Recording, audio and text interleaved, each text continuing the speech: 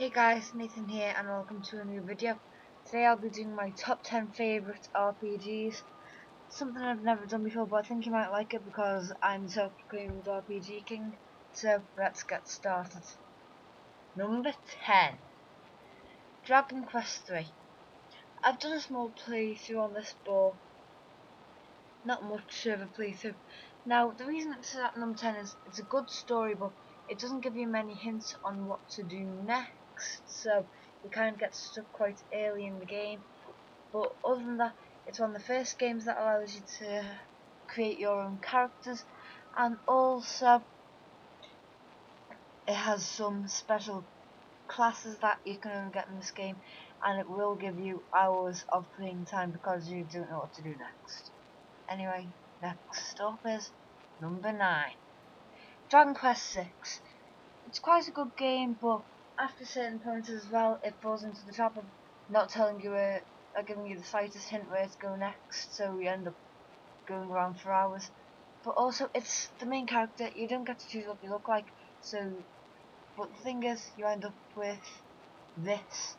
Now, in other games where you don't get to choose who you are in Dragon Quest, it's absolutely fine, but you end up with that. In other games like Dragon Quest 8, for example, you end up with that. Bit understated, but again, that is a bit more that sticks out a bit more, so try something like this, if not design your own character completely. Anyway, number 8. The Legend of Zelda The Windwaker. Really good game. I've played the GameCube version. Quite good story. Doesn't leave you in the dust except for certain parts. But it can also be quite annoying with all that sailing around. Even when you're able to get the hurricane song, which allows you to teleport, you can only go to certain areas, so it does get quite hard. Number 7. Legend of Zelda A Link Between Worlds, the newest installment in the Zelda series, and quite a good game. My only doubts are it was too easy for me, and I found myself beating it in under, I don't know, but I beat it quite quickly, 3 days or so. Anyway, number 6. Dragon Quest IX.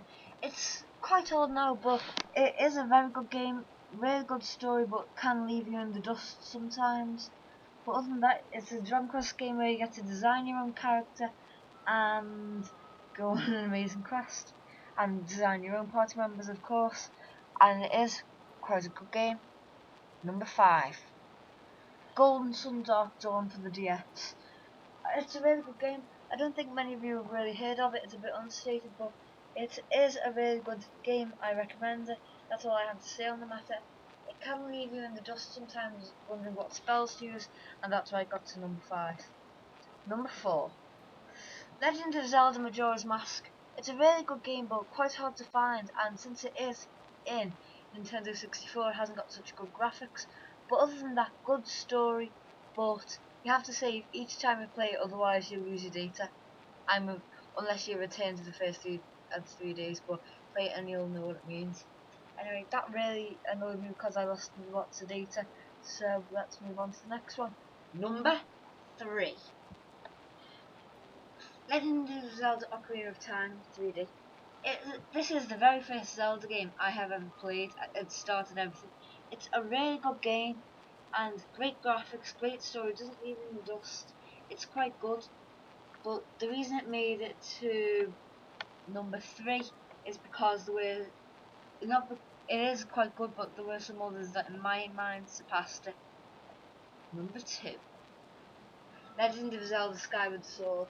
Exact same reasons as Ocarina of Time 3D, but also Quest for the Master Sword. Love it. There was one in Ocarina of Time, but it wasn't as big. Plus, the reward feeling you get after using the Master Sword, amazing. The reason it didn't make it to number 1 is just because Silent Realms, I can't do those things. So, without further ado, number 1. Final Fantasy Dimensions. This is actually an app in Google Play and obviously in the App Store.